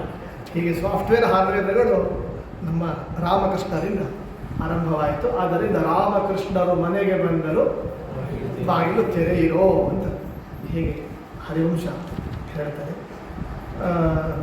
ಇವನು ವೈವಸ್ವತ ಮನು ಯಾರು ಅಂದರೆ, ಇವನ ಪರಂಪರೆಯಲ್ಲಿ ಯಾರು ಬಂದರು? ಮತ್ತು ಸೂರ್ಯ, ವಿವಸ್ವಾನ್ ಮತ್ತೊಬ್ಬ ಸೂರ್ಯ. ಇವನು ಸೂರ್ಯನ ಕಹಾನಿ ಇದೆ, ಭಾಳ ಚೆಂದ ಇದೆ. ಒಂದು ಒರಿಜಿನಲ್ಲು, ಒಂದು ಡ್ಯೂಪ್ಲಿಕೇಟ್ ಅಂತ ಬರ್ತದೆ. ಸೂರ್ಯನಿಗೆ ಹೆಂಡತಿಯರು ಬರ್ತಾರೆ. ಒಂದು ಒರಿಜಿನಲ್, ಇನ್ನೊಂದು ಅವಳ ರೂಪದಂತೆ ಇರುವಂಥದ್ದು. ಇವೆಲ್ಲ ತುಂಬ ಸುಂದರವಾದ ಕಥೆ ಆರಂಭ ಆಗಿದೆ. ಭಾಳ ಇಂಟ್ರೆಸ್ಟಿಂಗ್ ಕಥೆ ಅದು. ಟೈಮ್ ಆಯ್ತಲ್ಲ, ನಾಳೆ ಮತ್ತೆ 6:30ಗೆ ಸೇರಿದಾಗ ಹರಿವಂಶ ಮುಂದುವರಿಸೋಣ. ಶ್ರೀಕೃಷ್ಣ ಜೈ ಶ್ರೀ.